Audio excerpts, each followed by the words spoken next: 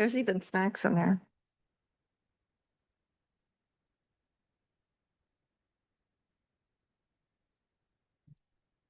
You have to sign. Hence the pen. Why do I feel like there is one on? Oh my God. There we go. We will now reconvene into open session. Well, we'll report from closed session. We will now continue at 5:08. And I will report that satisfactory. When Sandra stops messing with my mic. I would like to report that our superintendent evaluation was satisfactory. Thank you, Sandra. Okay. We're going to do the Pledge of Allegiance. Everyone, can you please stand? To the flag of the United States of America and to the republic for which it stands, one nation, under God, indivisible, with liberty and justice for all. Thank you. We will now move on to the comment session. Comments and announcements by the board members. Sandra, would you like to start? So school's out and all of the construction has been ramping up all over the school district. I've had the same semi truck every single weekend parked next to my house for the last month and a half. My husband is complaining vociferously. You don't understand, honey. It's illegal. And I said, but there's a reason for it. It's because they have supplies for the school.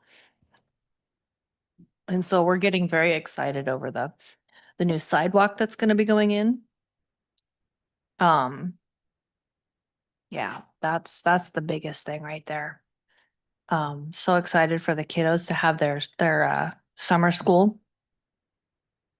A lot of them have been reporting to me at Walmart what they got going on, and I'm just jealous. So I'm excited. Good kids. Thank you.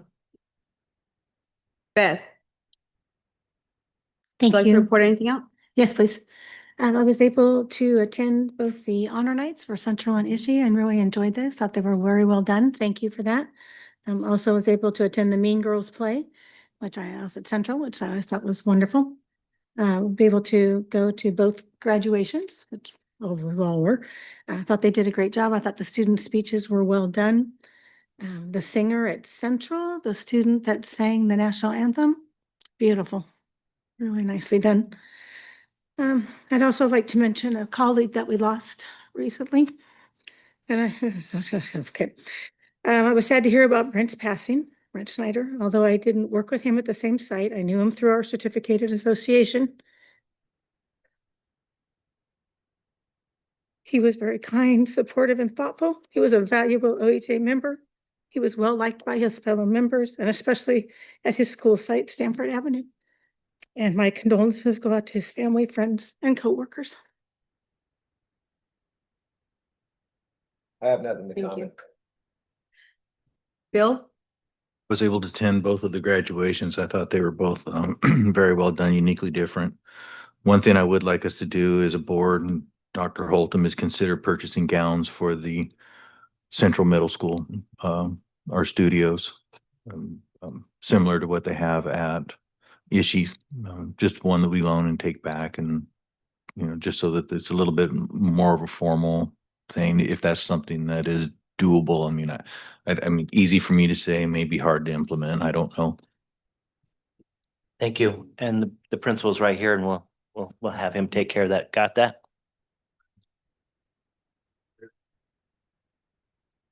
Thank you.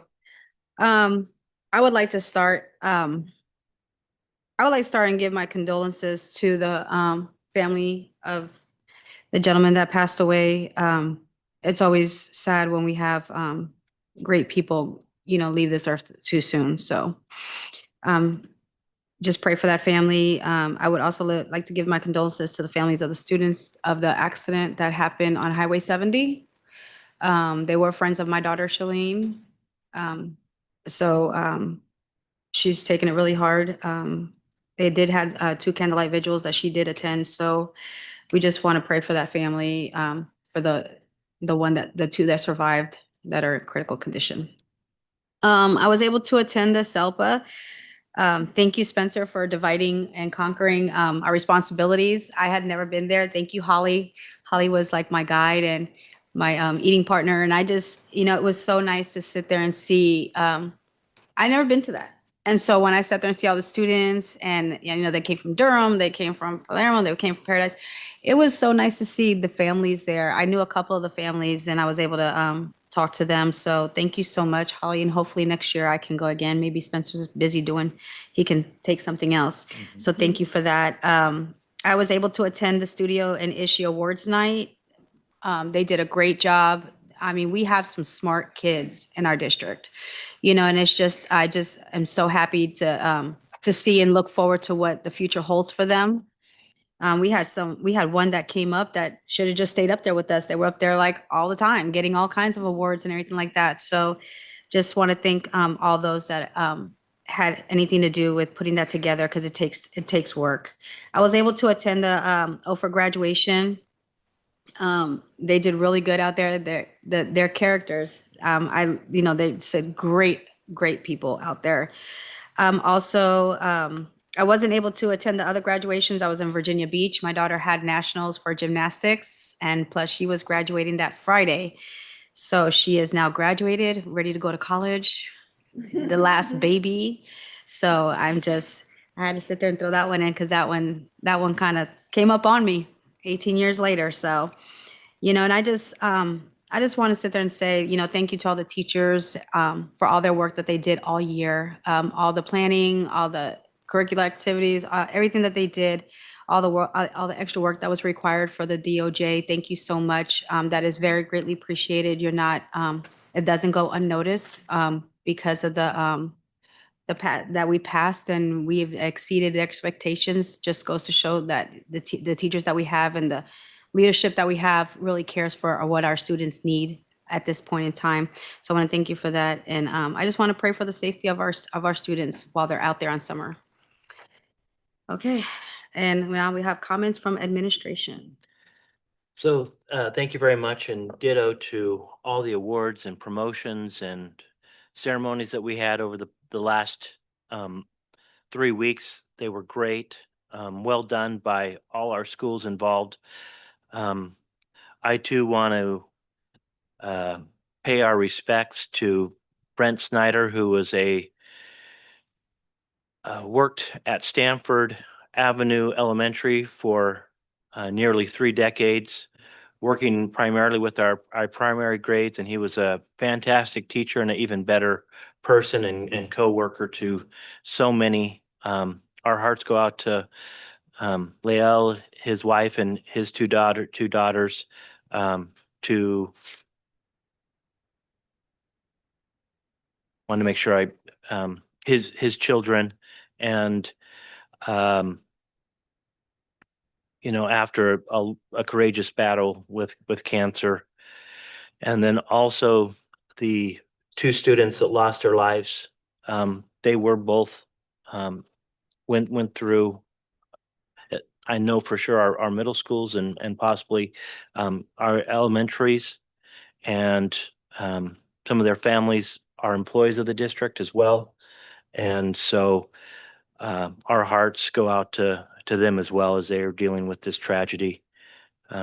So like our board president shared, we love our community and we pray for those who are dealing with all this grief at this time. And we are doing a lot of other great things in the district for the summer, and I'll let some of my assistant soups talk about some of those great things. Thank you. Okay, Andrew. Good evening. Couple things I wanted to comment on. First, I wanted to thank Kim Felder and Christy Reyes for dealing with me these last couple weeks as we're preparing all these board agendas. I know I probably sent them 15 things today to agendize for next week. And also like to introduce Christy Reyes, who will be taking the reins from Kim, and congratulate Kim on retirement. You're going to be here next week though, right, Kim? Oh, we'll. And the week after. and This the is my turn. It's my turn. Also, this week I had a chance to visit the summer school. We had a major water break at the summer school on Monday. But everybody jumped in. Our maintenance guys jumped in. Our cafeteria staff jumped in. Instructional staff jumped in. Everybody jumped in and made sure that what could have closed the summer school down easily, we were resilient enough and dedicated enough to keep that summer school going, find a way through it, and the kids never really saw much interruption at all. Neither did the families. So, and then also I spent some time at Ophir in their office, working with their office staff. And it's just a reminder of all the great people we have working around our district. We really do have amazing people that are dedicated and care about our community and are doing things every single day all around our district. So I just wanted to thank everyone that worked with this week, and everyone. It just reminds me of how great Orville City Elementary School District is, because the people that work here really are. Thank you. Thank you. Troy?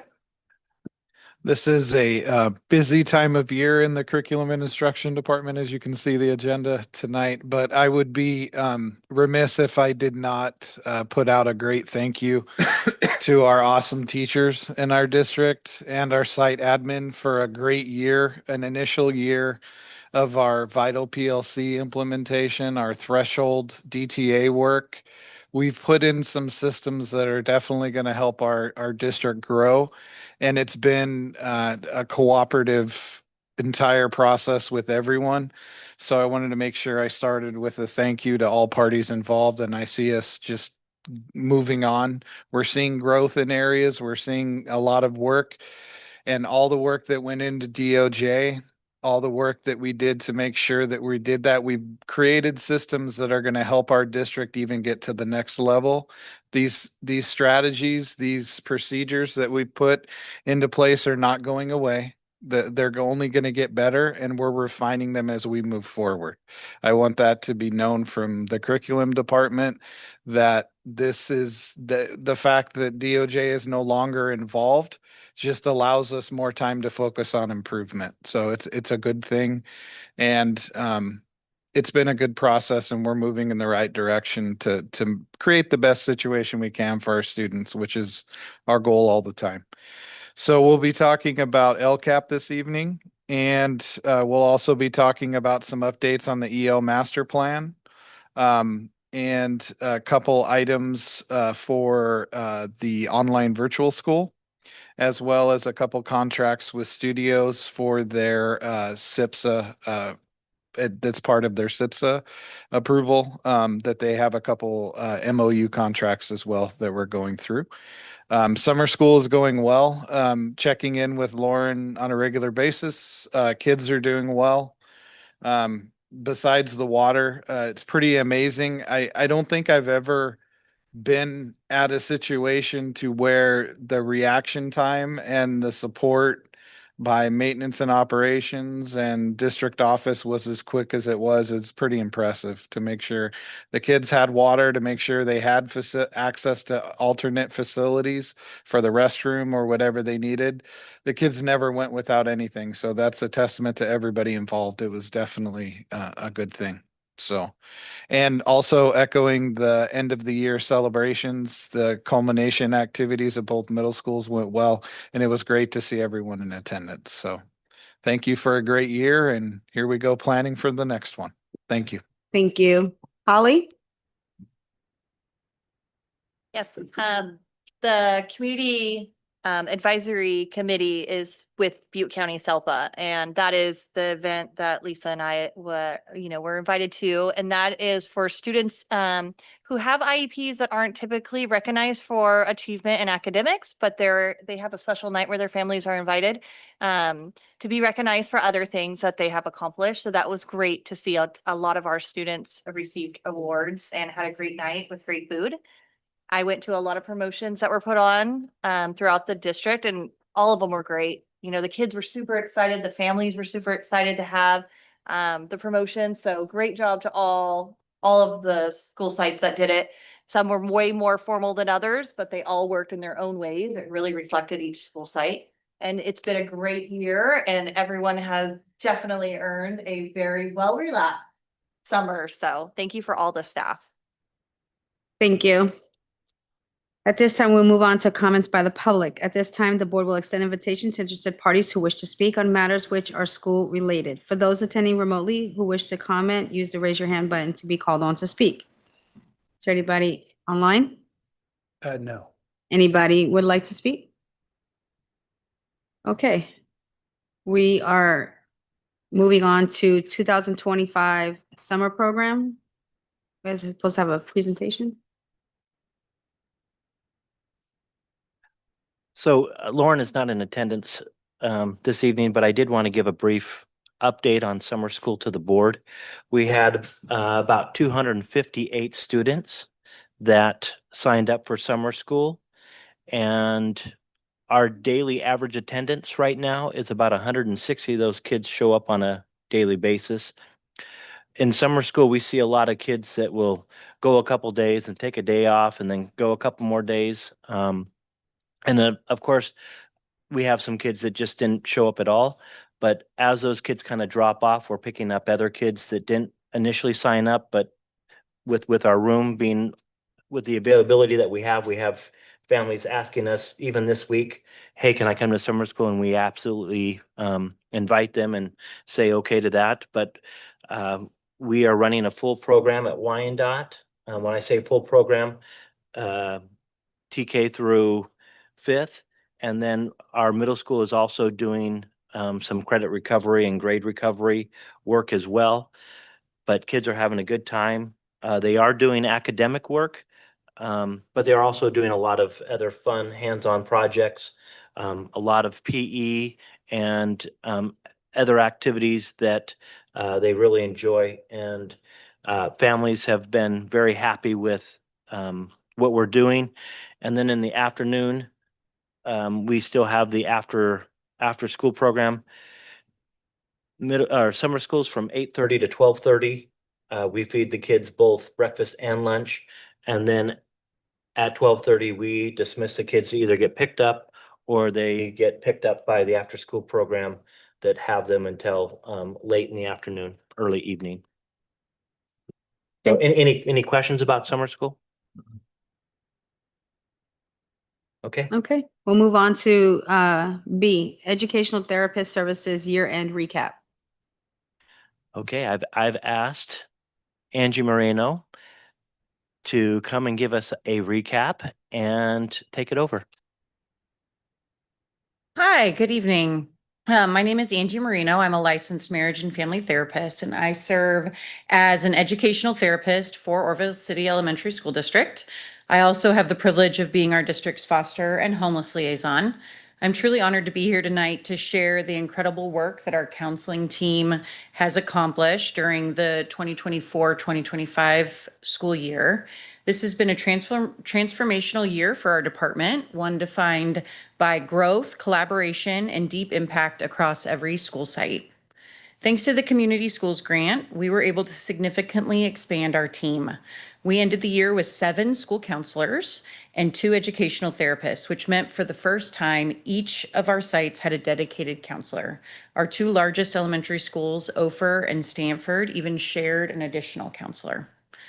I'd like to take a moment to recognize our team. We had Noemi Carrillo at Oakdale Heights, Veronica Barde at Wyandotte Academy, Kinsey Calhoun and Desiree Ayachi at Ophir Elementary, Ashley Wartina and Desiree Ayachi at Stanford Avenue Elementary, Marcus Hopkins at Ishii Hills Middle School, Jamie Reyes at the studios at Central, Jeanette Story, our licensed clinical social worker and educational therapist, worked for Oakdale, Wyandotte, and the studios, and myself serving as the educational therapist for Ophir, Stanford, and Ishii Hills.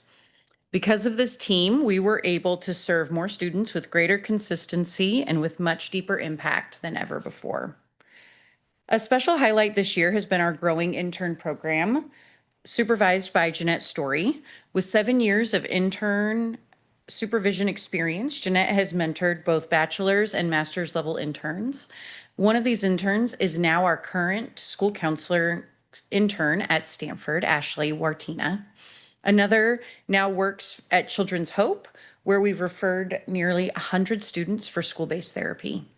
Next year, Jeanette will supervise 2 more interns.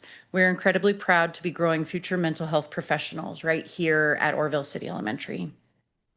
As the district's foster and homeless liaison, I've been able to serve our most vulnerable students more directly than ever before. Traditionally, this role was held at the district office, but now with a full team, I'm able to be hands-on and present at each site.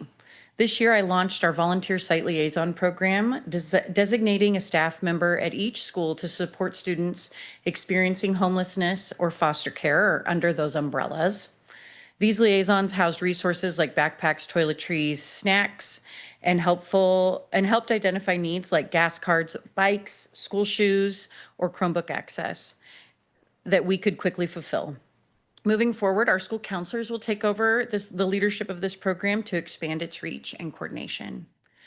One of our biggest wins this year was the increase in small group social emotional learning interventions at every elementary site.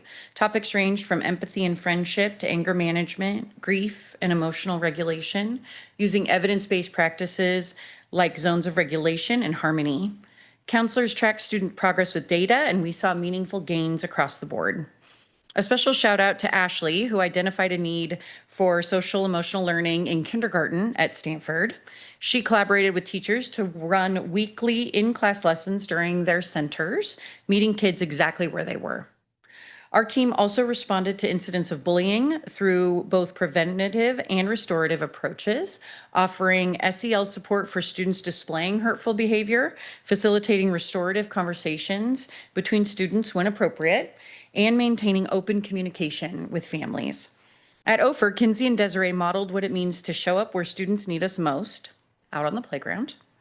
They joined students during recess, helped mediate conflicts in real time, and even hosted pop-up activities for kids who struggle with unstructured play. At the middle school level, our counselors supported students through academic struggles, mental health crisis, and the challenges of adolescence. Jamie coordinated 4 field trips this year to Butte College, local high schools, and a career fair to help students envision their futures. Marcus brought the Impact Mentoring Program to Ishii Hills and ensured consistent, structured support for students needing connection.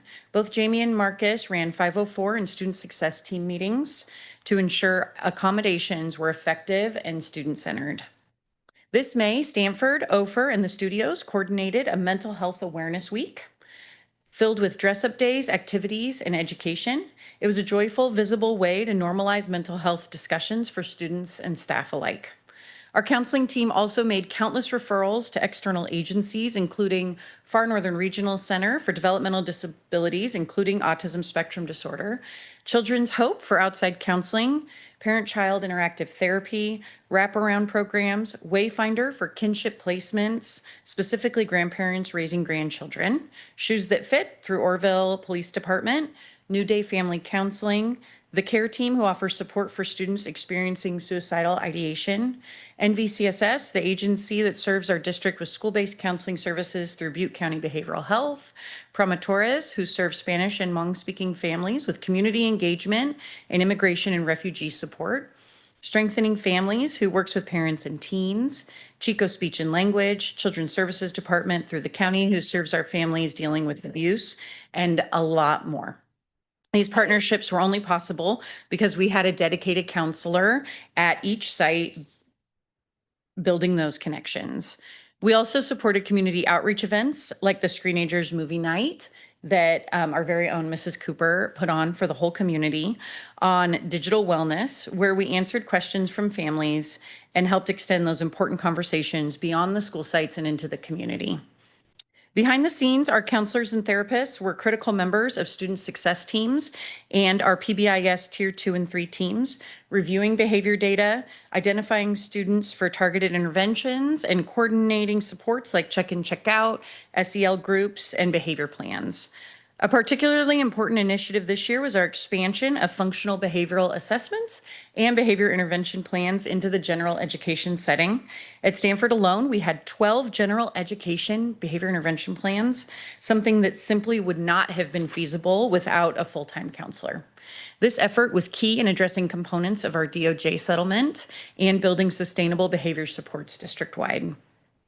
Every day, our team responds to crises, supports de-escalation, manages risk assessments, conducts home visits, reports abuse and neglect, and walks with students through anxiety, panic, grief, and trauma. We also support our staff who experience their own burdens and stress with compassion and professionalism. We engage in restorative practices. This year, every site implemented restorative recess or wellness spaces for students needing behavior support. We use these settings to reteach skills and reintroduce students to the playground with intention and care. It's not perfect yet, but it's a powerful start. Our greatest pride isn't just in the numbers or programs, it's the ripple effect we know we're creating. Every time we support a student, we are potentially changing the course of their life. Every time we listen, care, intervene, or advocate, we are also supporting their families, community, and futures. This work requires skill, heart, and community support. I am incredibly proud to stand with this team of passionate professionals. Thank you for your continued belief in us and the power of mental health support in schools. We're just getting started, and we're so grateful to be doing it here at Orville City Elementary. Thank you so much. So do any members of the board have any questions for Ms. Moreno?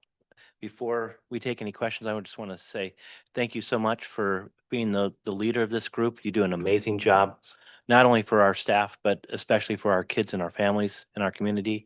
And we love and appreciate the work you do here. So thank you. Thank you. It's evident why she's our lead. But I also want to just point out that all these positions or these additional Mhm. positions that we have are grant funded. We have a grant for 5 years, and hopefully we can make that money last a little longer than that. But we're in good hands for the foreseeable future. Any other questions?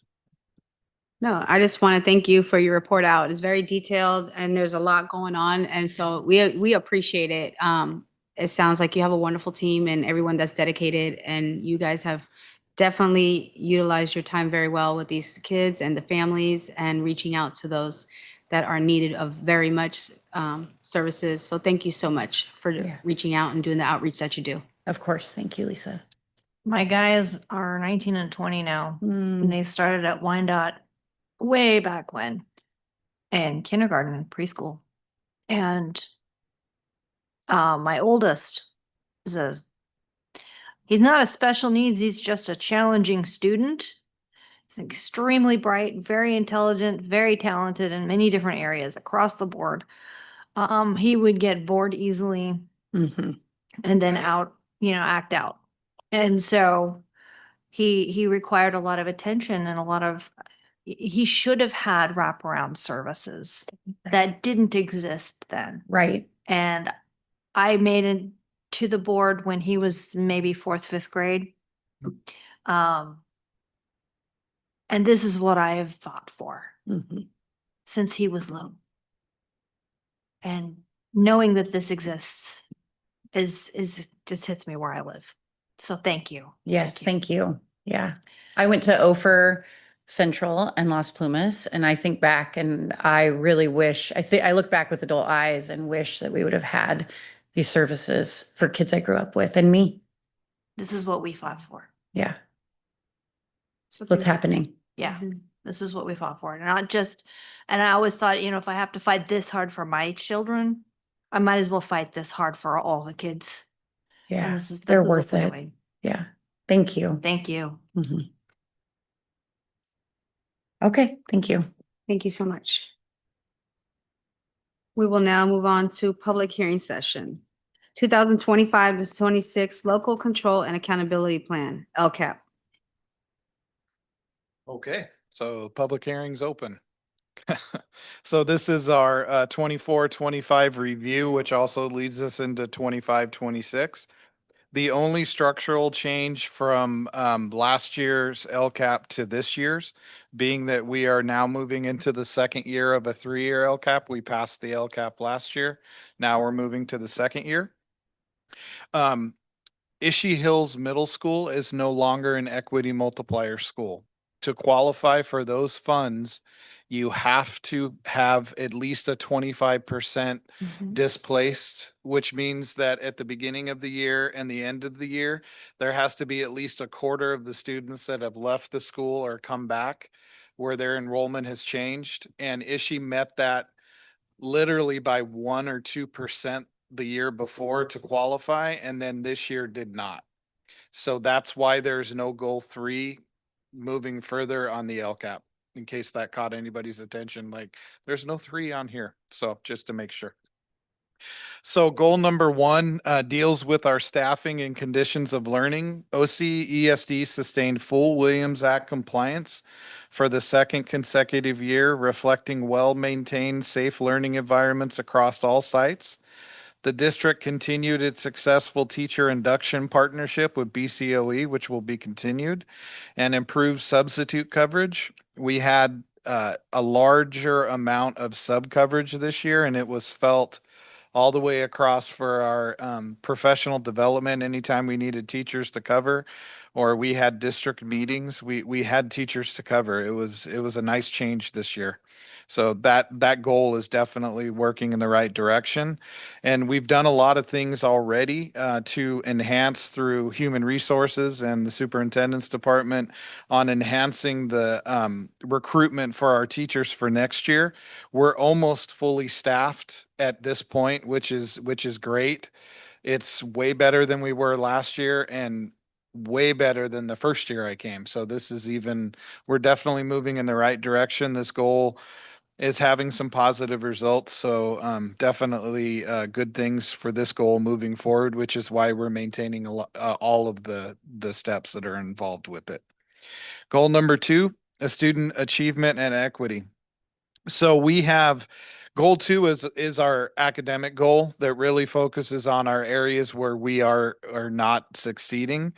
Our district is in differentiated assistance, which means that we have support from the county, and we also have support from CCEE, which is the California Collaborative group that oversees and offers support on us with our helps us create professional development plans, and they are fully on board with our plans that we have, including West End Vital PLCs, our threshold, as well as some other professional developments as well that take care. So CCE is on our side and really looking forward to us of our burden being lessened by the DOJ settlement being done and more of our focus going back on academics as well. So a little bit more time. We only have a finite amount of planning time. So now we're looking at focusing some of that planning time back on academics. So it's a different focus, and that's what they're looking at us to do, as well as our areas where we have shown growth in chronic absenteeism for the upcoming year. The dashboard will not be released for months, but we do have initial data that shows us that our absences are improving and our suspensions are, by all definitions, up until this point, we've cut our suspensions more than a third from last year to this year by our raw numbers. Now we'll have to see how that plays out in the dashboard, but we're seeing some great growth across the board. Our middle schools specifically at Studios has seen some great results, and we'll see all that when the dashboard comes out. But those are what we use to work us along and to guide us even during the year. And then also we use that to cement our goal planning for LCAP. So it's a constant move forward.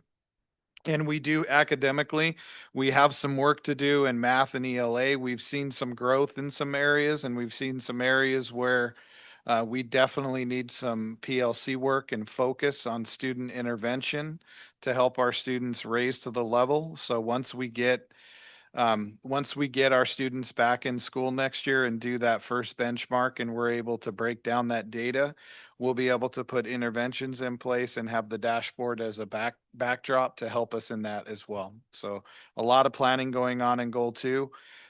We definitely need to improve student achievement overall in our district. So that is our plan for goal 2. Goal 4 is our equity multiplier goal specifically for studios.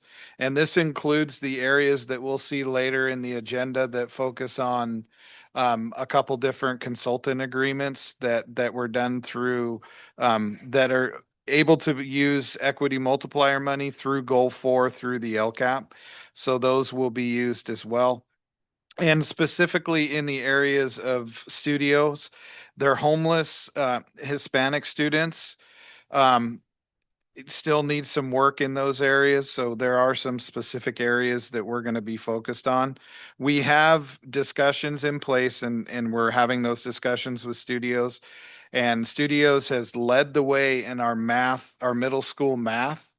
Mr.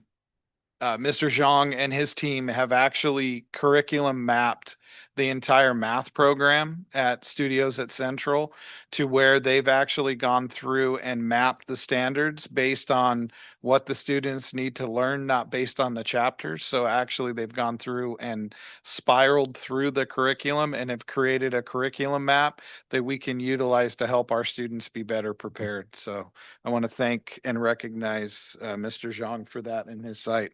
A lot of good work going on there, and that's all part of Equity Multiplier and SIPSA and LCAP for studios. So that's great work.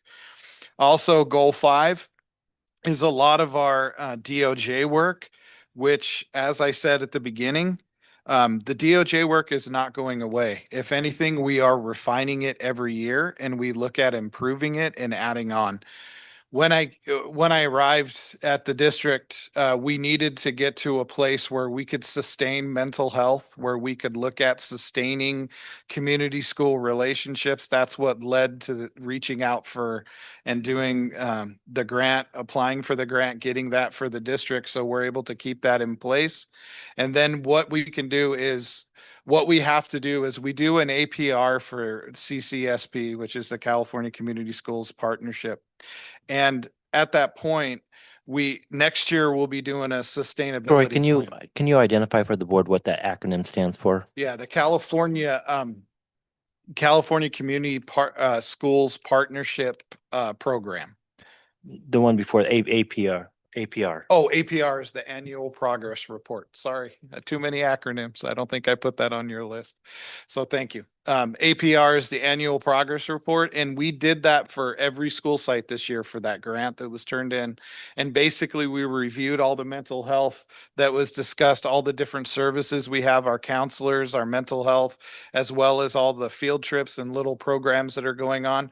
We're in the introduction phase, which is the first year of the grant.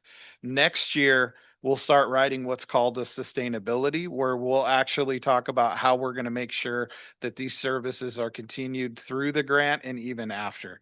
So those are things that we'll get together as a group and discuss as well. So, and our school climate and well-being has demonstrated our risk ratios are in line, and that's from DOJ meeting with them and reviewing our data monthly as an admin. Every month, we have an average of 2 admin meetings per month, and we review our discipline data for every subgroup in the district. And every school is put up and we discuss it. We talk about ways that we can address it, and that common knowledge is known. And that's a practice that's not going to go away. That's something that's going to be continued to make sure that that is done moving forward.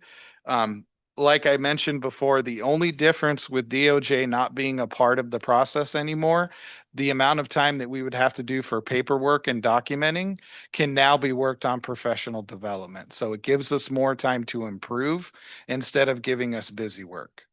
That's honestly the where we look at it from a department on how we can improve. We're going to have more time to improve and to learn. So that's kind of where we are with goal 5, which is definitely across the board. Our attendance is improving, not at the rate we would like it, but it is improving. And then in conclusion, our LCAP for 24-25 demonstrated strong system maintenance. We were able to put in all of our PLCs. We were able to put in the procedures, train everybody in the processes so they understand what we're doing. Next year is when we get to start breaking down that data, and we have the time with our MOU and minimum day Wednesdays where our groups are going to be focusing on student data, zeroing in on student intervention to help our students and to give them the best opportunity to be successful as possible. So that wraps up the summary for 24-25, leading us into 25-26. Thank you. Thank you, Troy, for that summary of the LCAP. It's well over 100 pages. I can't remember. I was reviewing it today. It's a big one. So thank you for all that good work, Troy. I just wanted to highlight when he talked about, I think it was goal 3 or 4, where it talked about some of the consulting agreements that the studios has on the agenda tonight, that those that training and those pieces are paid through equity multiplier money. And that money is specifically designed to provide additional training and additional support for that specific school because they're the only ones that qualified for it. So as we're approving those, know that that money's set aside and very strictly designed for the studios and this type of work that they'll be continuing to do. So thank you. Any questions for Troy? Thank you. That was a lot. It's 165 pages. 165 pages. Yes. And this is a public hearing, so it's not an action item tonight. It will become an action item next week. Okay. We will now move on to the 2025-26 local control funding formula, LCFF, budget overall for parents. Good evening. The LCFF budget overview for parents is part of the LCAP and budget process to provide parents with some transparency on how schools are funded, on how much money is required to be in the LCAP for direct services for identified students, and then how much money we've spent or spend on those items. So as you look through it, you can see that about 67% of our budget comes from the LCFF. 19 comes from other state funds. The one that's maybe most topical is 7% of our budget comes from the federal government. Because of the topic, the discussions about changes in federal funding. Of that $3 million we get from the federal government, 2 to 2.5 of that is in the form of special education in Title I, which the federal government has discussed as not something that we're going to be cutting. The rest of that money is in the form of English language learner funds, which is about $20,000. Title II, which is a professional development money, and Title IV and Title V, which are some other resources. So as you can see, if they were to cut everything but the main two, it would be about a $500,000 cut for us, which we would have to look at how do we adjust the services that we're providing through those. But I wanted to highlight that for you. So when you look at that, you see 3 million, you don't think, well, they're not talking about cutting all 3 million. They're talking about cutting maybe the only one I've actually heard of is maybe the English language learner or migrant services, but we don't get any migrant federal money, but we do get English language learner money to the tune of about $20,000 a year, which just pays for the program. So this is here designed for parents so they can see simply on a 4-page document the answers to these questions. Do you guys have any questions about how we're funded? All right. Okay. Thank you. That is not an action item, so we will continue on. Original budget for the 2025 through 26 fiscal year. So I'm going to do this one tonight, but I'm not going to do it next week so we can get it over with. All right. This is the 25-26 original budget. The original budget is based on assumptions and legislation that is still proposed and not finalized. So when I prepare this budget, it starts with the May revised budget from the governor. The May revised budget from the governor had some pieces in it that still aren't really fleshed out as far as financially what that's going to mean for us. So it's a very conservative budget. So where I don't know where something is, I don't include it. So this budget is your most conservative budget for the year. Our COLA for this coming year, according to the May revision, is 2.3%. The governor's budget, as he proposed it, had a lot of spending down of state reserves and also includes a deferral. And what happens with the deferral is the state, instead of paying us for the full year, giving us our final payment in June, they give us that final payment from June in July, which is the next year. So on their books, it looks like they've cut by a whole month of apportionment, or a 9% cut for us. But in reality, they have to pay it back to us. And then it's a matter of when do they catch up, right? They catch up when they have extra money eventually. So there's a lot of little funny things in the current state budget to manipulate money to be able to afford to fully fund education in the way they are presenting it. There's also a lot of debate about if they're in fact fully funding education or not. We'll see what the final budget that gets approved will be. And that's something that gets approved at the end of June. So I'm presenting this to you. That budget gets adopted at the end of June. So we won't have an actual real budget with the state's budget until December when we have the first interim budget. This budget features a lot of things. Some of them are negative in this budget. Our budget still has all of the reserves to get us through all three of the required years with a 3% minimum reserve. I did have to build in some cuts into this budget, cutting out money we had set aside to do an HVAC project that we've kind of been kicking down the road. And also, there's a line item for the middle school realignment, which would be a change in our 6th grade program, going from self-contained classes to singletons. And as we look at that, we think there might be a way to reduce costs and get our class sizes back to what are more normal class sizes. Because right now, some of our middle school class sizes are quite low. And this is something that we have discussed with our counterparts in our unions. So they're aware of these things. One of the main features of this budget that just sticks out to me and I can't stop thinking about is our special education costs are going up dramatically. They went up by $1 million compared to last year on this original budget. Again, very conservative, but still it's a large increase. Parts of that have to do with our relationship with the County Office of Education. I reached out to them because the proposal they had given me on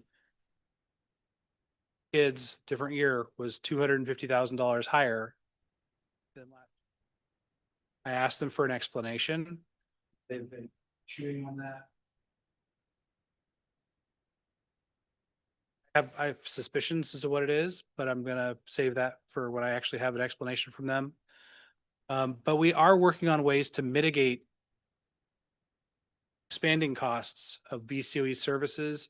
So we are examining some of the teaching positions are included, us taking away students from BCOE and serving them ourselves where possible.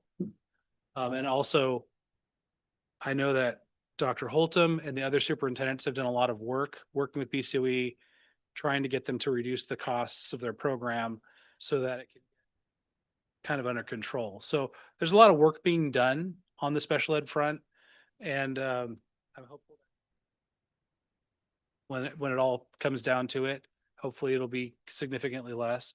And the other part of it too, other than just the dealing with our partners, is we've had a large increase in students with special education needs enrolling in our district. It seems like one anecdote was we got 4 new students at a school. All 4 of them came with an IEP that were expensive IEPs.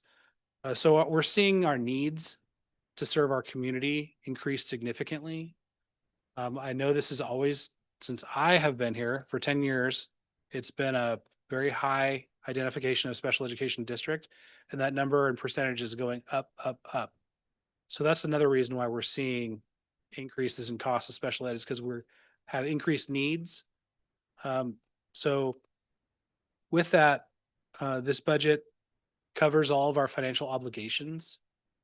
And I'm proud that we're able to do it. And we're going to continue to work hard to expand our enrollment, increase our ADA. We actually have there's a new program called Attendance Recovery, which is going to be allow us to get ADA days back when kids miss school. We can have a minimum day on a holiday or something where they're able to come in and get that day back and we get ADA for the day. So there's some pieces in place that are not included in this budget because until I actually have results, I'm not going to include it in the budget. But there are some pieces there that are going to help improve our ADA, which will improve our overall financial situation. Another piece is we're opening a virtual academy. I included the expenses of the virtual academy in this budget, but I did not include a whole bunch of new ADA for that virtual academy because I've not seen any proven anything. So that's why this budget's conservative. When we get to first interim, we'll have enrollment in that academy, which I'll be able to use as a basis. So don't freak out too much on this budget. It is a cuts budget, which I don't, but we are working very hard on identifying cuts, identifying ways to draw in more revenue and to push back on the places where we can push back. So I'm really proud of the work that Troy and Dr. Holtum have been doing, trying to come up with creative ways to improve our financial situation and also to best serve the kids in our community. Because when we talk about virtual academy, we talk about attendance recovery. These are things that really benefit kids a lot and families where they are. So we're hopeful that those will have a positive impact both financially and programmatically for our kids. Are there any specific questions about the budget? Obviously, I need to talk about ADA. 4% ADA this last year. % decline in ADA for this coming year. That's been basically on trend. Hopefully that will be 2% or less of a decline. And if it continues to decline fast, like it has this last year, then I'm going to have to start to evaluate doing a larger assumption beyond. But right now, I'm going to hold it to reasonable. Thank you, Andrew. I did want to add a couple points to that. Because we're a declining enrollment district and we are looking at deficit spending for the next 3 years, in HR, we looked very closely at our class sizes and the need to kind of what's called right size, which is basically make sure that we have the correct amount of teachers for the amount of students that we have. Currently, in this upcoming year, even with the introduction of 3 new teachers in the virtual academy, we still we're able to cut our teaching staff by 4.5 teachers so that we can start to get our class sizes to a more appropriate number so that we can be a little more fiscally responsible. It was really nice to have smaller class sizes and it did benefit kids, but we are in deficit spending, so we have to be more careful with that. I will share with the board that we projected for 80 TK students for next year. And remember, TK now has a cap of 20 students instead of 24. And it also has an extended period of time that kids can be for to be eligible for the program. And as of today, of those 80 spots we projected for, we have 75 students that are either enrolled or pending enrollment right now. Wow. So the good news is we have kids coming. The bad news is I've already starting to fly an additional position, TK position, because I'm gonna need that position because a lot of our kinder and TK registrations don't come until July 15th. And so we're going to need another teacher. So, but if I'm adding teachers back, that means I have the enrollment to support that. So that's really good news. People are asking, well, where's the jump? I can't pinpoint where the jump is, but I do share with people that part of it has to do with the fact that the age limit has grown, but also we're about the point of COVID was 4 or 5 years ago, and they projected that there would be more students, 5 years post COVID, and we are seeing the data that may support that assumption. So the other piece to this is that we are constantly looking for ways to support our programs through grants and other means. And we also are being very diligent on how we're spending our money moving forward so that we can ensure that doing the best we can to be able to collect ADA and bolster that. I've already started working with the unions on doing and identified 18 days that we can do attendance recovery. Those days are either Saturday school or different times during holiday weeks and breaks. For example, during the November break, we could do, a Monday and Tuesday of attendance recovery. And what that does is if a kid missed, 2 days in October, they can come to attendance recovery days in November, and we would get credit for those days missed in October. And not only is that going to help us recover that money, it gives kids, back some time they lost in the classroom, but it also helps with our differentiated assistance plan with the state, because one of the major areas that we're in for assistance from the state is our chronic absenteeism. It did improve. Our initial data shows that it did improve, but not substantially. And if we can really get our kids to take advantage of those credit recovery days, that would help us in so many different facets. Do you know why we have so much chronic absenteeism? Is there? So there's a lot of reasons for chronic absenteeism. I did have a meeting with the high school superintendent yesterday where Andrew and I met with him about transportation. We're trying to bolster our transportation to where it was pre-COVID, or because we lost a lot of drivers, and we're working with them to try to bolster better transportation for our district. But the high school district also applied to us that they're at about the same percentage. So our kids, our families are having a harder time getting to school. I think some of it has to do with the fact that some parents are more conscientious when their kids are sick. But we are doing our best through different incentives and different plans to try to recover that. But when we meet with families, there's a lot of reasons for that. So what's the incentive for them to come on a day off, on a non-traditional day? One of them is going to be the fact that they can, for those families that, want perfect attendance, they can, get back in line for perfect attendance. We are going to incentivize the program because it really will help us financially.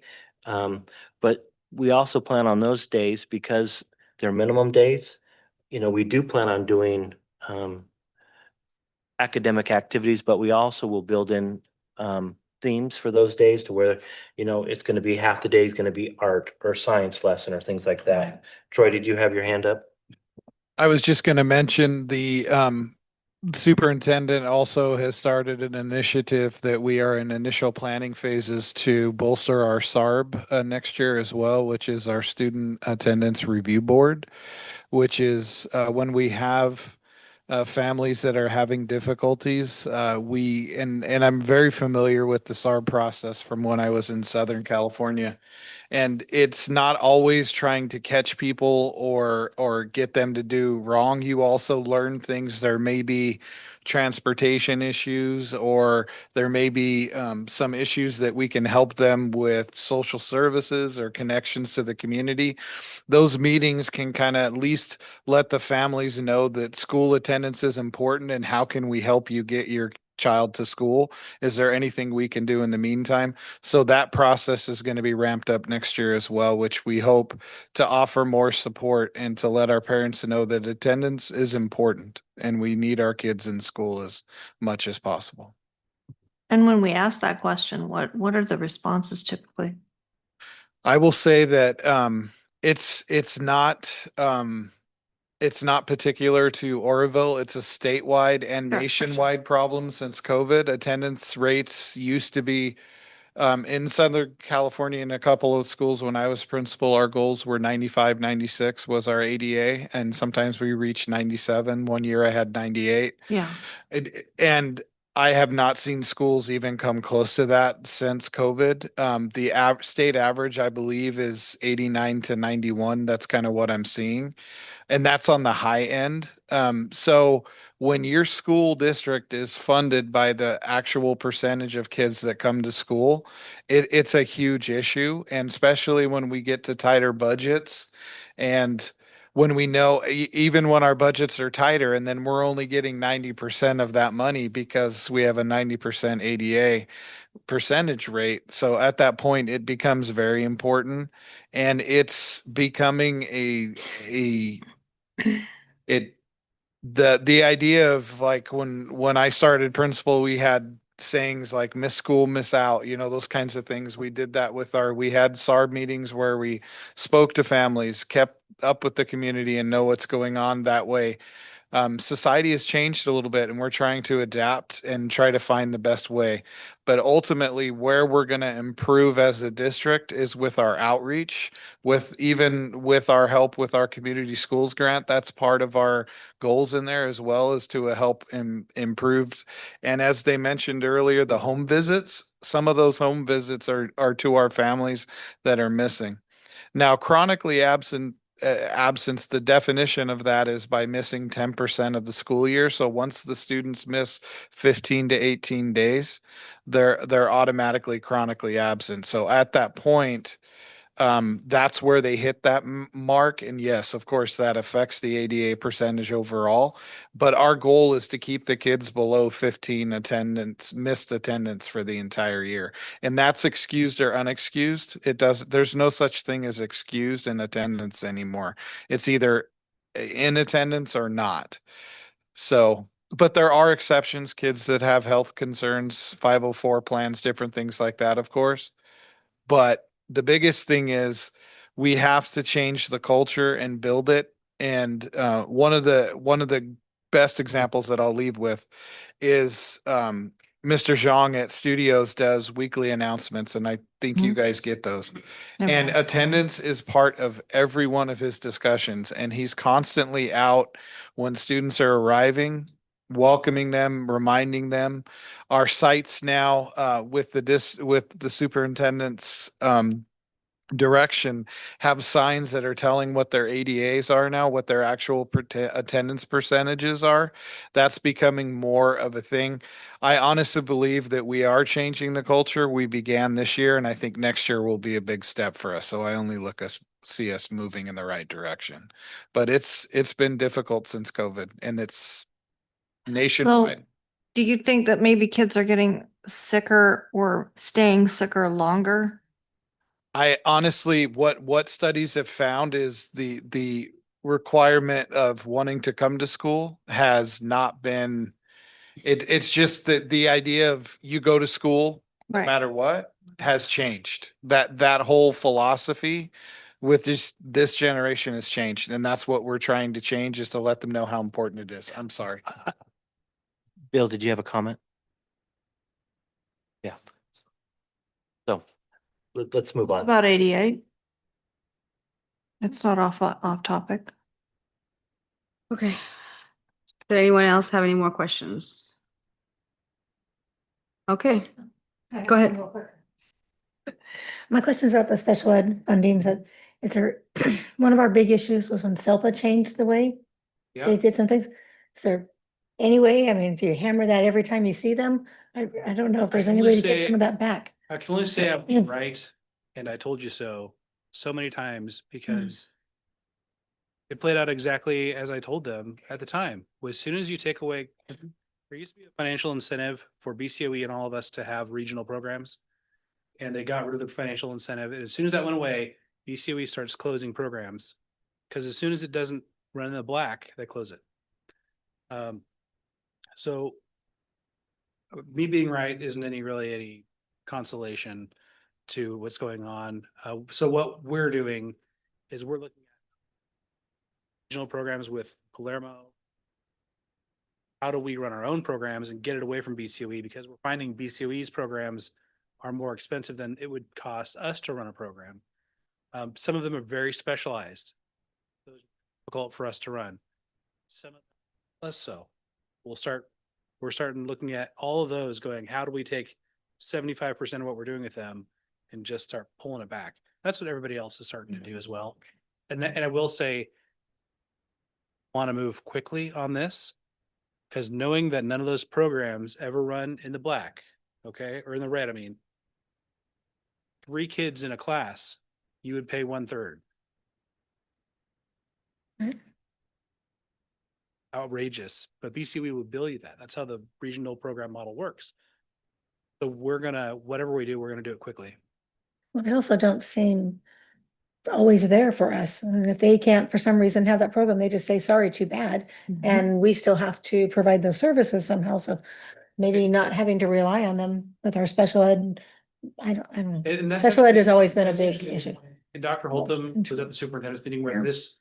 this and the other superintendents brought this up and belabored the point with them. So we're putting pressure on them, on their leadership, saying, hey, what you're doing is unacceptable.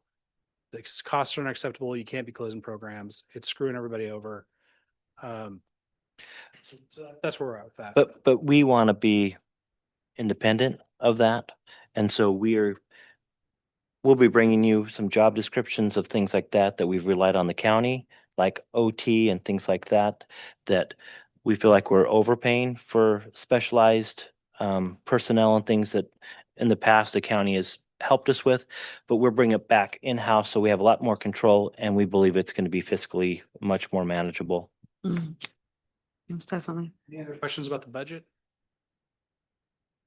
Clearly not. We will now move on to the action session. Public comments on action items. The board will extend an invitation to interested party who wish to speak on items that are listed on the agenda. For those attending remotely who wish to comment, use the raise your hand button to be called on to speak. The Brown Act does not allow the governing board to discuss or take action on any item that is on the posted agenda. Is there anyone online? No, there's not. Okay, would anybody like to speak? Okay, move on to the consent agenda. This requires to make a motion. Did anybody have any questions on the consent agenda? Can I get a motion? I'll move. Can I get a second? I'll second. All those in favor? Aye. Any noes? Any abstain? Pass with 5 yes votes. We're gonna move on to new business. Approved memorandum of understanding, OETA Summer School 2025. So this is our annual MOU that we have with OETA for summer school. This hasn't changed, but this is something that we renew every year with the teachers, for those teachers who are working summer school. Does the board have any questions? Can I get a motion to approve? I'll make a motion to approve. Can I get a second? Second. All those in favor? Aye. Aye. Any noes? Any abstain? Pass with 5 yes votes. We'll now move on to approve memorandum of understanding, Child Teach.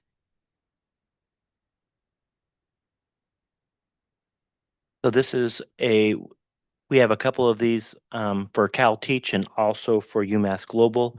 And these are local universities or statewide universities where we have partnerships, where they have students that have a bachelor's degree and now they're getting their teaching credential.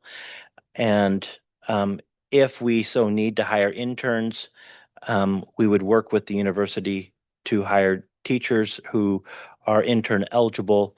And this is the agreement for both those two institutions or colleges. Okay. Does the board have any questions? Can I get a motion? Make a motion. Can I get a second? I'll second.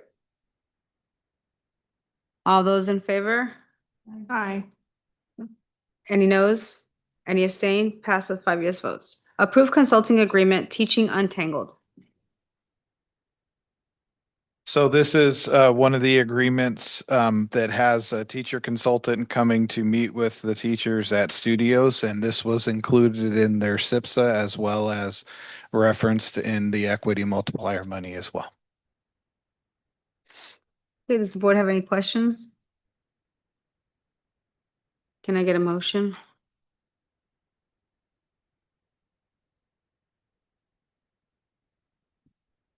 Can I get a second? Second.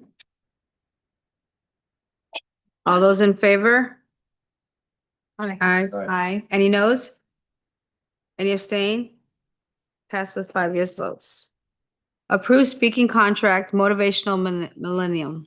Written in goal number 4, they have an area where they are hiring a motivational speaker to specifically work on positive behavior and changes. And this person is coming and doing 3 different assemblies, as well as working directly with the kids and coming to teachers' meetings as well. It's a local person that they've selected, and it's actually a pretty good funding amount, and it's not as much as Ninja Warrior was last year. So it's a little more cost effective and able to focus in that area. So thank you.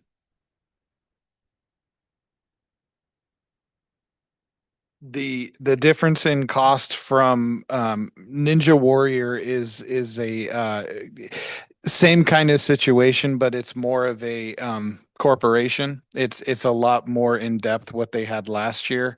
They would bring the machine over. We had to rent the facilities and work through that. This is actually a speaker coming. So it's engagement, certain amount of engagements for a smaller amount of time. It ends up being about 20,000, little over 20,000 total. And 2 of the visits last year were 100,000 for Ninja Warrior. So they're just going in a little different direction.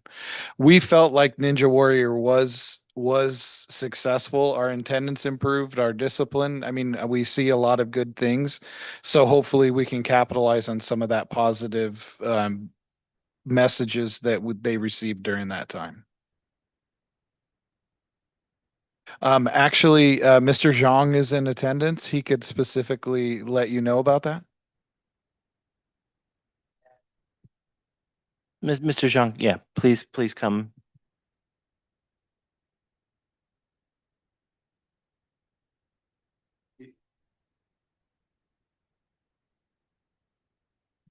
So, good evening, members of the board, superintendent, and cabinet.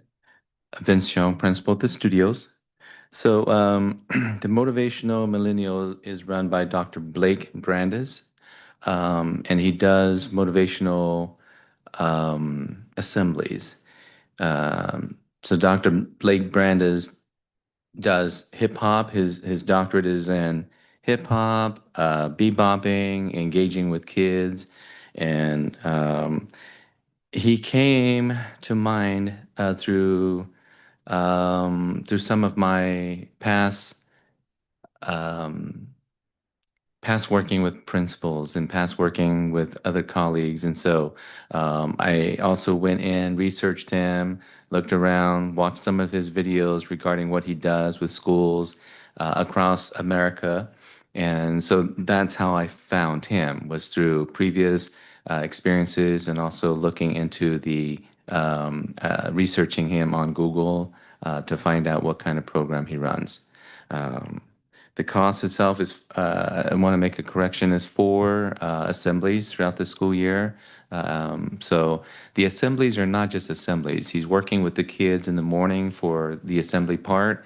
During the lunch portion for 6th, 7th, and 8th, he will be engaging in them through hip hop, through motivational programs that he does during lunch. And then an hour and a half before pickup, we will be designing programs for so parent engagement on growth mindset, empathy, kindness, caring, and then also we put it in there so that it's on Tuesdays where he's working also from 2:50 to 4:10 with teachers for professional development. So it's not just a one-shot thing with the kids. It encompasses the students, the families, as well as the teachers. Okay. Any other questions?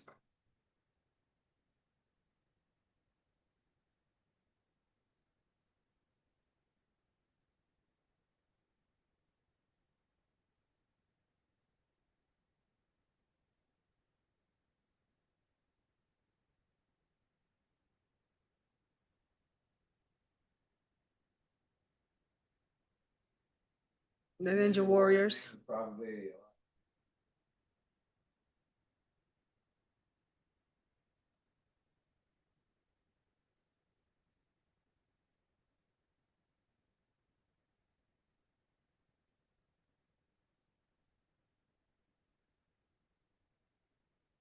Thank you. Does the board have any more questions? Can I get a motion to approve? Make a motion. Can I get a second? I'll second. All those in favor? Aye. Aye. Any noes? Any abstain? Pass with 5 yes votes. Approve agreement for special services with BCOE, Stanford Avenue Elementary.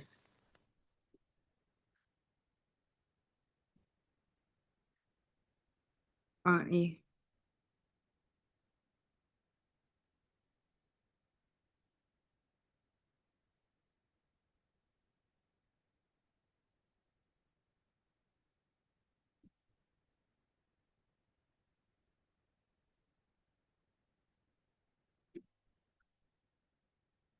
So it's recommended that the agreement for special services with BCOE be approved for professional learning and school leadership support at Stanford Avenue Elementary School during the 24-25 school year as presented. This is going to be an agreement for um, for us to work with BCOE specifically at Stanford Elementary for professional development. Okay.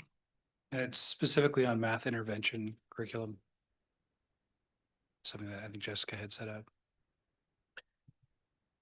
As I mentioned with the board earlier, math is going to be one of our areas of focus next year. And this agreement specifically is part of Stanford Elementary's movement to try to support their math intervention. In a couple months, we'll be able to share data regarding student scores. Stanford had great improvement in the ELA, and they are now going to continue their program, but want to beef up their mathematics. So is this going to apply, are they just going to be at Stanford? They're not going to go to any other school that is struggling in math? Well, go ahead.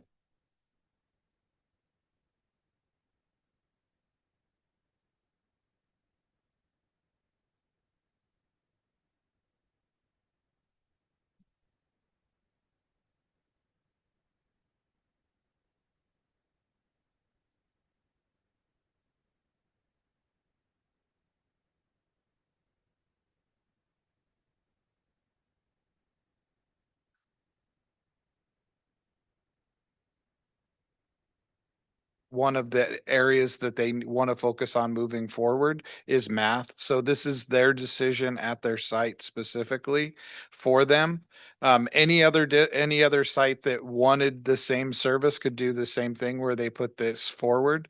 But Stanford used their SIPSA process to identify this. And Jessica North, the principal, she is online and her hand is raised. Go ahead, Jessica.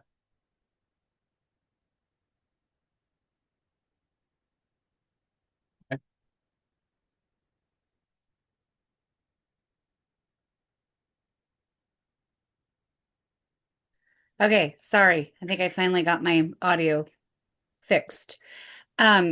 We have been utilizing a math intervention program. Can everybody hear me? Yes, we can hear you. Okay, for the past 2 years, it was a specific curriculum for math intervention, and I have 2 math aides that do this in the afternoon. And then I have a BCOE consultant that comes and goes over data and supports it. It's not necessarily, I can reduce the consultant time, and we've already bought the curriculum. But I do feel like it is showing improvement in our math scores as far as our tier 3 kids. And now, like Dr. Holton was saying, next year we are definitely going to beef up also our tier 1 and 2 as well.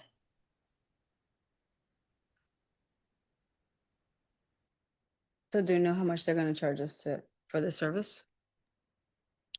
This agreement is for last year. So I think they're approving the payment of last year for the 24-25, correct?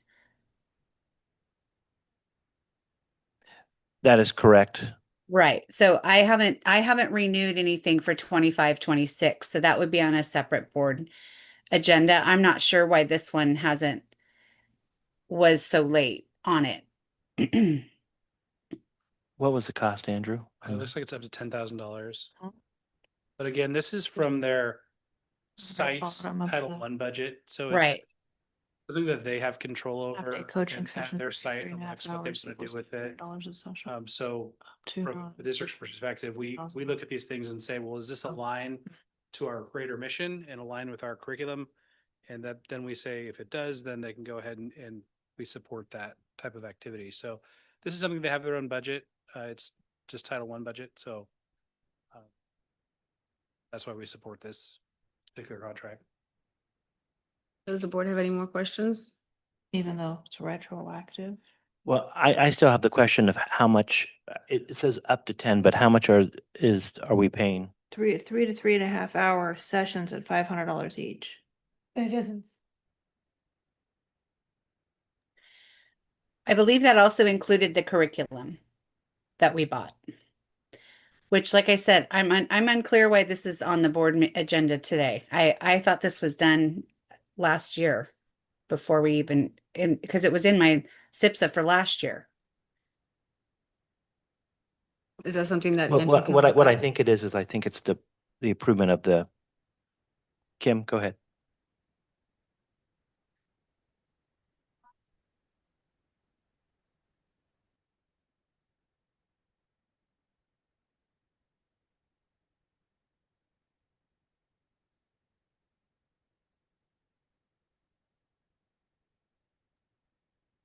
But did they already receive payment? No.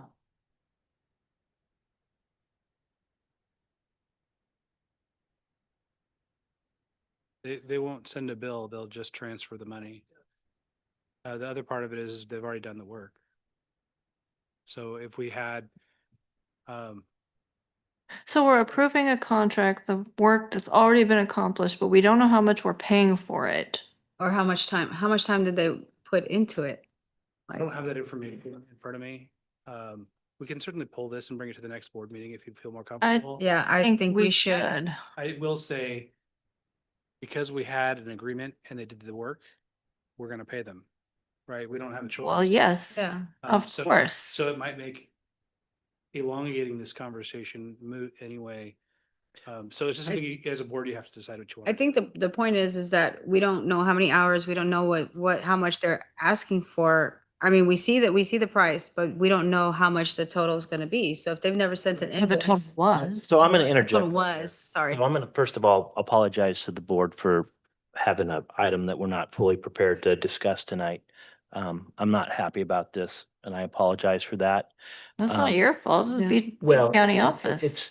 it's my fault because it's on the agenda and I should have been more prepared for that. But we'll bring it back next week and we'll have all the clarifying information that we need.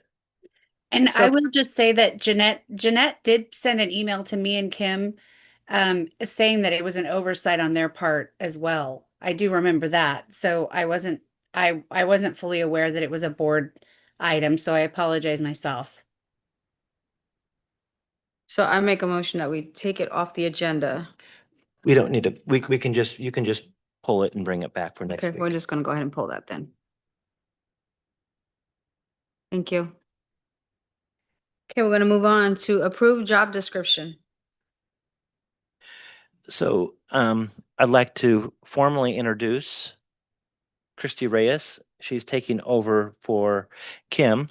And in the transition, we have updated, I want to say Kim's position, but it's the senior executive assistant to the superintendent and communications specialist. And the biggest changes, there's a number of changes we've updated, and Andrew worked with me on this.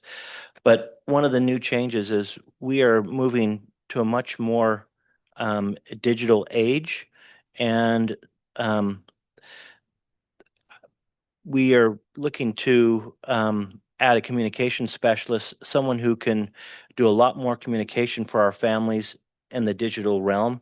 And Christy will be doing a lot of that, helping me do a lot more posts and keeping our families and our community up to date on all the great things that we're doing, but also do a better job disseminating important information like calendar items and things of that nature. And also, communication when we have, disasters or, crises and things like that. That position will play a bigger role in helping me communicate that information. And it doesn't, the same salary schedule, and that's the next item, but it basically just kind of changing the job description to adapt to the technology and digital age. Didn't we approve a job description last year? Yes. Just checking. So we just changed it for the technology part.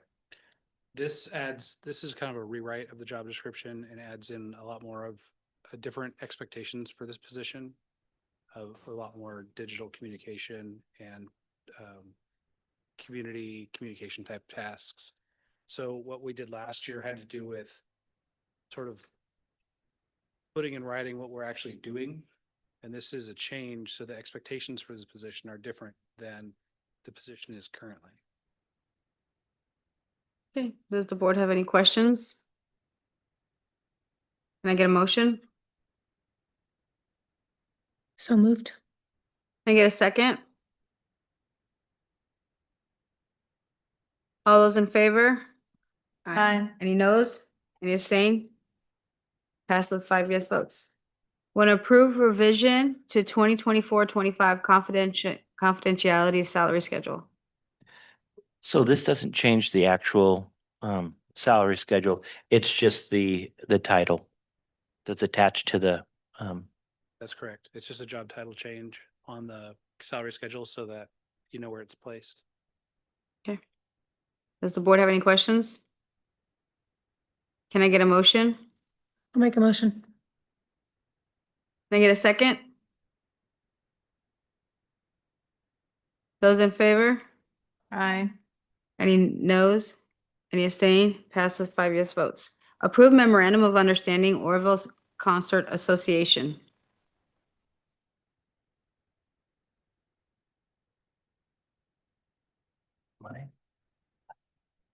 They're right here. So it is recommended that the MOU with Oroville Concert Association be approved for a donation to be used for the music and/or performing arts program within OCESD. Troy, did you have anything to share with that? Yeah, it's just if you look at the agreement, it ends in October with the dissolution of their 501c3. So that's just something to be taken note. It's a short-term agreement with them, MOU, to support our music program with our new incoming teacher this year. So And I believe the idea behind this is that they're dissolving their 501c3 and going to give us their assets. So Part of that- them anyway. So we can, and we will earmark them specifically for band use the way they want. But that's what the agreement is that we'll use the money the way that they request it. Does the board have any questions? Can I get a motion? Second? All those in favor? Aye. Any noes? Any abstain? Pass with 5 yes votes. Waive first reading and approve administrative regulation. So this administrative regulation came to you from our safety committee. Our safety committee talked about this particular board policy. And one of the things it does is it outlaws any use of any type of weapon by staff. This updated policy allows staff to use and carry pepper spray for self-defense With approval. with approval. And the language for, this is all, I didn't make the language up. It came from other board policies and from CSBA. In addition to adding the pepper spray exemption, it also updates all the rest of the board policy because it was old from 2017 and had a lot of things that are different. The justification behind having staff being able to carry pepper spray, when you think about our staff working in the dark, in the mornings, in the dark, in the evenings, custodians work late nights. Our current board policy restricts them from having even the most basic of self-defense. So something like pepper spray seems like maybe it's marginal, maybe it's not against the board policy as written, but maybe it isn't. But we don't want to put people in that type of a situation where they have to pick between getting in trouble at work or defending themselves. And something like pepper spray is not necessarily, it's a non-lethal form of self-defense. You're not going to be going and pepper spraying large classrooms full of children or anything. And it has outlines, they're not supposed to use it during school or on kids. They have to secure it. It becomes an obligation for them, but it does allow them to have that, which as a safety committee, we didn't have any objection to if somebody wanted to carry pepper spray to saying, we felt like it was inappropriate for us to tell them no, can't. So that's why we're bringing that here tonight.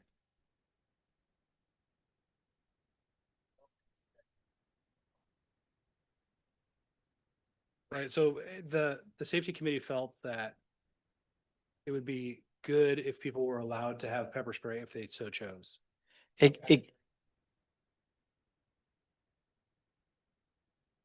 don't know that there's training that's required. They just have to No training required.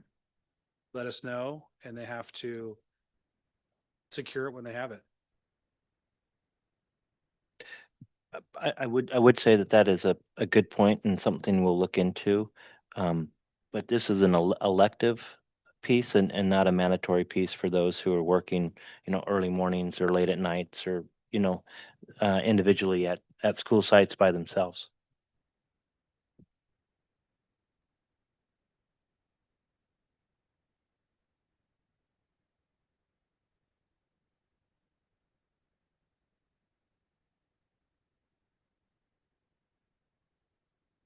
Okay, does the board have any questions or comments? Okay, can I get a motion to approve? Make a motion here. Can I get a second?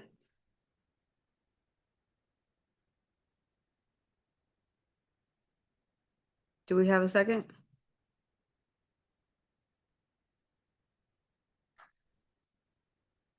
All those in favor?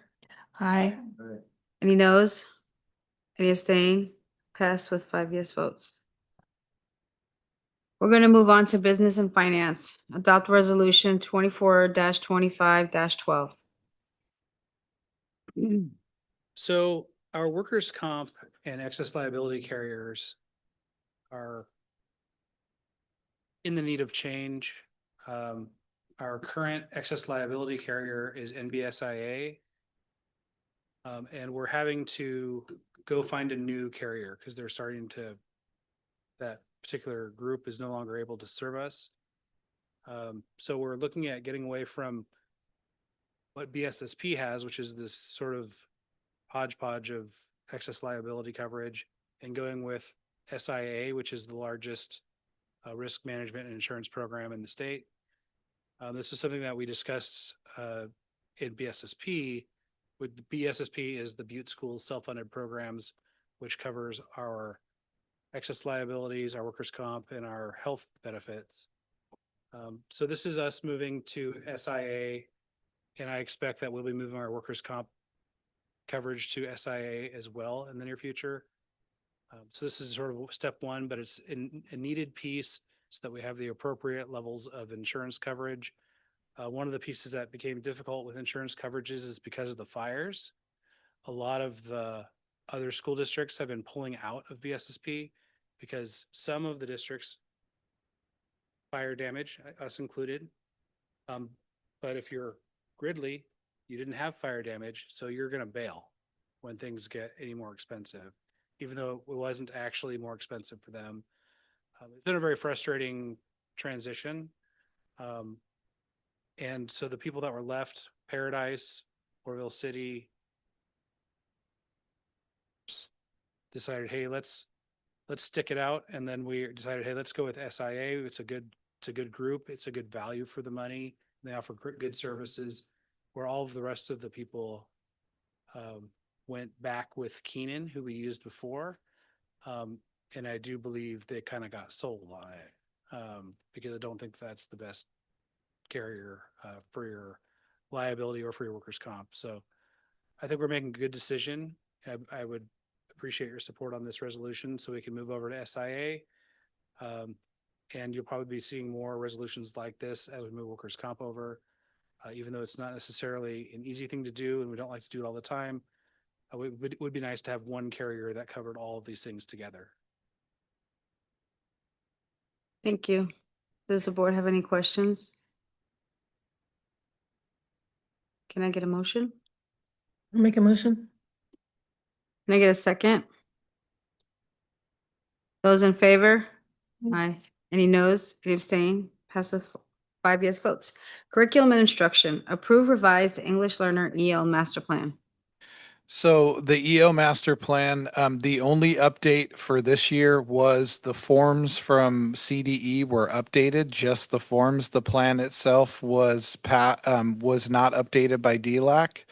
There was no need from state or ed code to update what they already did the year before.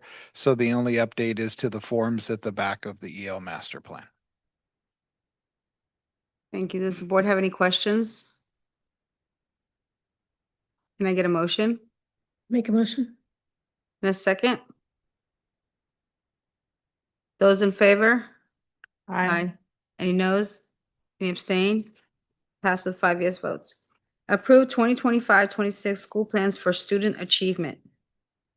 So these are the 25-26 school plans for student achievement. I was made aware of formatting error today on DTS is the name of the company that that we use to fill in the boxes that puts everything into the form that you see, the blue and the white. That's where those come from. And there was an error in the printing where if there was a goal that wasn't completely filled out, it was printed. So what we did is we went back and revised those plans to remove the goals that were not part of the plan, that should not have been included. So that was the only change. As far as any other material items, they were not changed, just the removal of those goals. Does the board have any questions or comments? I have a comment. I just want to say I did read them all. over a few days Mhm. because they're long. It looks like the LCAP took a long time. And I wanted to say I started with Centrals because it was the first one and I thought it was very well written. I appreciated your explanation of the tangled or untangled, whatever the person, everybody kind of cleared it up because I wasn't sure exactly what that was. And that kind of was one of my questions. And then I read that and go through it. It seemed like there was something positive you could take from each school site, some growth in different areas. Um, it was just nice to kind of look it over and see some of the changes and see how things have been improving. Thank you for your time on that, for everybody who did those, because I know they take a lot of work. And I echo that with studios. Mr. Zhang has spent a lot of time on his SIPSA with his school site council and put a lot of plans in there. That's a great one to reference for sure. And with the process of LCAP and the way that districts have been utilizing it, the LCAP is also going to be echoed in the SIPSAs that is also echoed in the LCAP. So all of that is kind of united in what our goals are as a district. So we are coming together better in that system, something that we're doing moving forward. So thank you. Thank you. Does the board have any more questions or comments? Can I get a motion? Make a motion. Can I get a second? I'll second. All those in favor? Aye. Any noes? Any abstain? Pass with 5 yes votes. Approve quote for Edmonton. So our virtual academy, as you know, the journey with the visit down south and the creation and the review and the other visit back down south to finalize plans. Part of that plan was selecting a curriculum moving forward, and Edmentum is the curriculum that was chosen that was presented at the last board meeting. And this is just the quote to purchase that for 60 licenses for our planned attendance for virtual academy. Does the board have any questions or comments? Okay, can I get a motion I'll make a motion. and a second? All those in favor? Any noes? Any abstain? Pass with 5 yes votes. Approve revised declaration of need for fully qualified educators. So we brought this item last month and it was approved unanimously. But the county had asked us to make one update on some of our numbers. They're very small changes, but we need to bring it back for that reason. This is for the need if we have positions that we can't fill, that we can fill them with intern eligible students or apply for emergency credentials if needed. Hopefully, we won't need to utilize this, but this allows us the opportunity to do that if needed. Okay, does the board have any questions or comments? Okay, can I get a motion? Can I get a second? Those in favor? Any noes? Any abstain? Pass with 5 yes votes. Adopt a resolution for departmentalized classroom assignment. So the next two items have to do with teachers in our district that are both longtime teachers that are going to be teaching some specialized programs this next year. This first one that we're asking you to adopt is for the teacher Cindy Stewart. Cindy has been a longtime teacher at Stanford Elementary. She's a fully credentialed multiple subject teacher. And she expressed interest in taking over for Muna Clarko, who's our retired art teacher. To qualify to be able to teach art, you have to have at least 12 units and or of art with a multiple subject credential or a art credential. But she has those needed credits and the multiple subject credential. And so this is to have the board adopt the fact that we're adopting a waiver for her or a resolution for her. Does the board have any questions or comments? I have a quick comment. I spoke with her at one of the site visits and she mentioned this and she seems very excited. So I'm really looking forward to seeing what she does and I'm sure she'll be wonderful at it. She's going to be great. She is busily planning for this, and most importantly, she's a well-respected and accomplished teacher in our district who would just be taking on a little bit different role.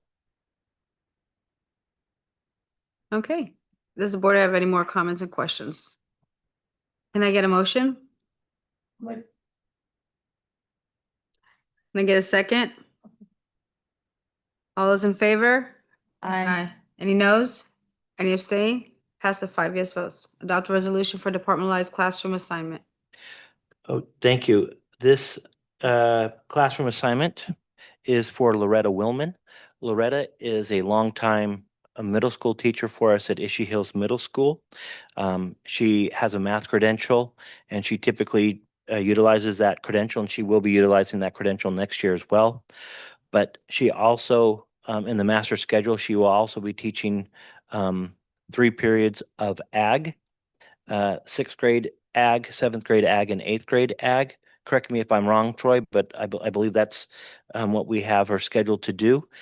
Her undergrad is in an agricultural background, and she also has a lot of professional background in ag, and she has the necessary units in agricultural to teach this as an elective. And again, just bringing it to the board as a resolution for this classroom assignment. I think that's good that we're getting ag in there. Ag's becoming a very big phenomenon when it comes to high school. So I'm glad that we're starting it in middle school. We're really trying to attract more ag students in our district. In the past, we've had a number of ag students go to Palermo because they have a full ag program in the middle school. And so this is our transition to building an ag program at that school.